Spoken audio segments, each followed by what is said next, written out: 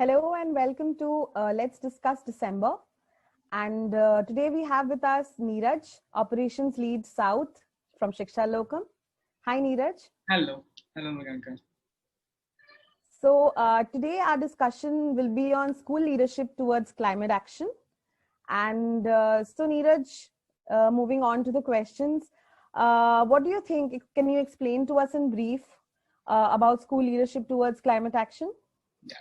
Thank you so much for this, Mriganka. We all know climate change is evident, and everyone's in lookout for sustainable solutions. And also, if you really look closely, climate change is not an environmental issue, altogether by itself. It's more of a community or more of a human issue at the end of the day. So the idea is very simple. We are looking at sustainable solutions, and perhaps the best way to really address it is through an entity like school, which represents so much to a community, which has always been a symbol of sustainable solutions. I mean, if you look at what a school does, it builds youth that can really be problem solvers. So the idea is to make schools and what happens in school very, very specific in direction towards climate action, and schools really leading the thought that's required for bringing climate action. So that's the whole crux of it.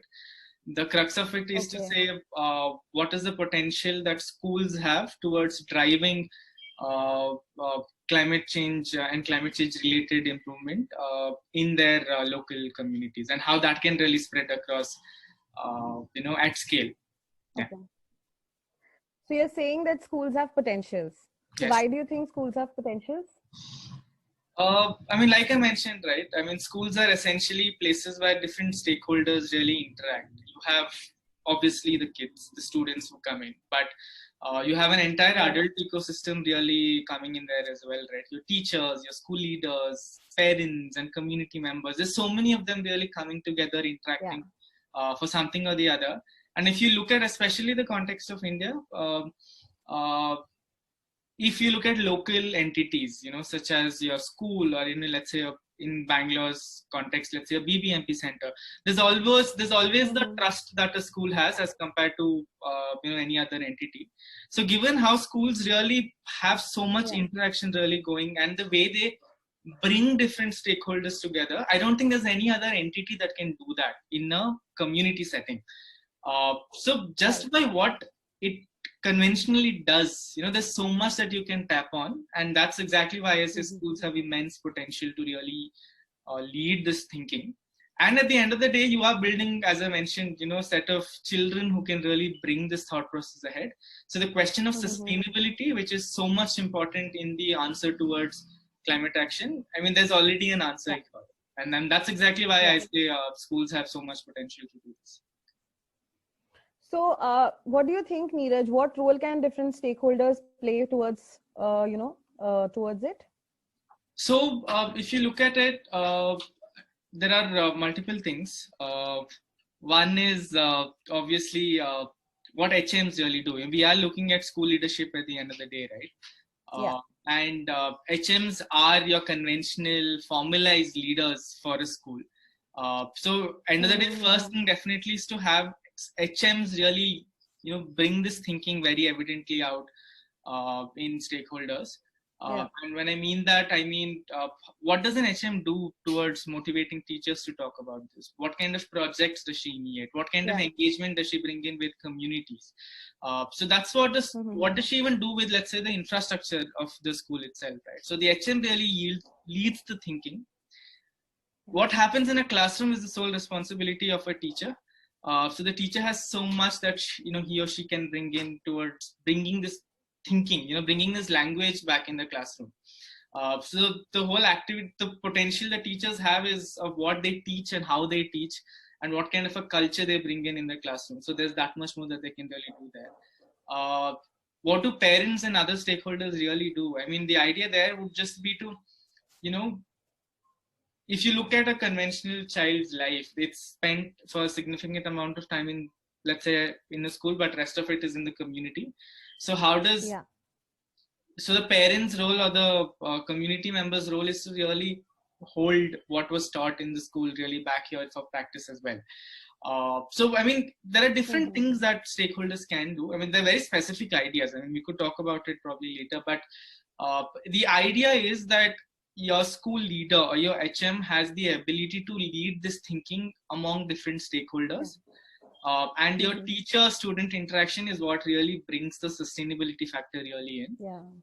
And all of this together, maintaining the integrity and maintaining sustenance of this and kind of taking it even outside the school is what a community person will really have to do. And some of all of this can really come together for, what stakeholders can really do. Oh, nice. That's interesting. So we wanted to know how do you use this idea for a public school setup? So, I mean, if you look at our government school system, right, especially in India, they're conventionally community centers. If you understand how they work, every Gram Panchayat would have had a mapped, let's say, a community center, or the school, perhaps, that we're talking of, right? The school has an SDMC or a school development management committee, which is parents. So there's a close interlinking between the Gram Panchayat, between the government school, between parents. So the model of a community center or the model of community influence is already ingrained into our government school system. And that's exactly what we're saying has to be the way through to answer climate change. And as I mentioned, we're saying that answer to climate change or answer to climate action is not when we look at it just as an environmental standpoint, but really as a human issue. It's very, very about what happens at a home, what happens in a community. And the answer to it has to be from these unifying bodies. So that's why I said a government school is first and foremost a unifying system that brings so many people together in the community, kind of is a hope, a center of hope. And that's exactly why I say, as compared to, let's say, a private school, as compared to your any other school, the potential of a government school by itself is so much more because it's a community center culture that has already been brought up. And because of the very complex interlinking that it has with the rest of the public entities, whatever influence you can kind of seed in the government school can easily start percolating to the community across. And imagine every government school taking this thought process. You have a country where you really don't have to do fancy things. You just have to make your government schools think about climate change. You just have to make government schools do very, very micro actions that can yield this, and the community is influenced. And I mean, that's the power. And that's exactly why we say public schools in specific have so much more that they can do to this process. Exactly. And it's such a strong message. I'm sure people who are watching us will also want to give a thought, because we are affected by climate change and everything starts at the grassroots level. So any ideas that you have in mind, Neeraj? I mean, there are very few specific ones that I think, everyone can start off with. First, let's talk about what a teacher-child does in a classroom. If the teacher can successfully make environmentalism and climate action and climate change a recurring classroom culture, like makes it a part of every single conversation that she does, irregardless of the subject. You can always quote examples, even let's say in a very, very far away subject such as maths, if you say. So that idea of regularizing a conversation about environmentalism, regularizing the idea of saying, how do I treat my surroundings much more better? That's the work that the teachers should do. As simple as putting a culture of this conversation regularly in a classroom is, I think, one definite action the teacher really has to do. The HM's role, as I mentioned, is to build this larger culture in the school, right? When I say the larger culture in the school, it can be just in terms of projects, that come up. What kind of infrastructure changes that you make. Again, we are not talking fancy stuff. As simple as saying, can I promote vermicomposting in my school? Can I think about rainwater harvesting, setting up some system like that? Can I teach and get my students to do simple things like gardening? Can I take them on walks, towards identifying how beautiful nature really is? Like very, very simple activities like this that she can make it as a part of the school processes.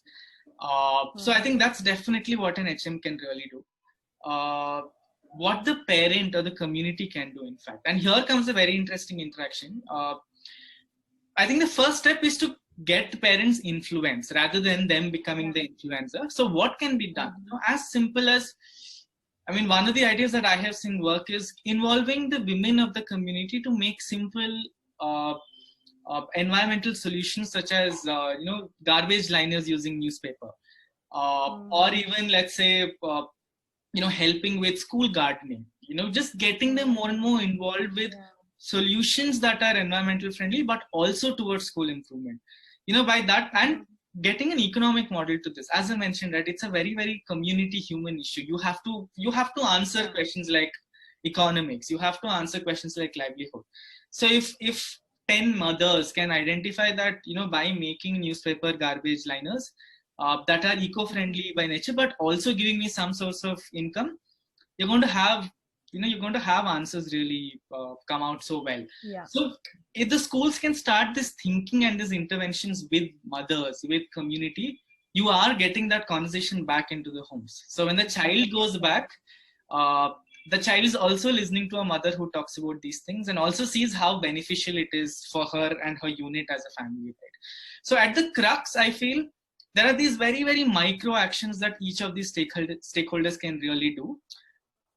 But the very simple lining here is to address it as I mentioned, I keep repeating this, to address it as a human issue and not as an elite environmentalism issue. Address it as issues that can really impact me as a person at home, and make it part of existing structures. We're not saying do anything new. We're just saying whatever you do in the school, just bring these nuanced thought process. Exactly. And you do it every single day and make it as a whole entire ecosystem, and then the change is going to continue, and then you're going to have then we're going to start finding newer answers, more innovative answers, and that will be the origin of that will be from our schools, from children. And that's exactly what we want, right? These are some ideas that I think we can definitely start off with. I think it's a brilliant idea, Neeraj, and I'm sure this needs to be put forward, and this needs to be discussed more, because I think climate change is a huge cause, and we should have the notion of doing the bare minimum.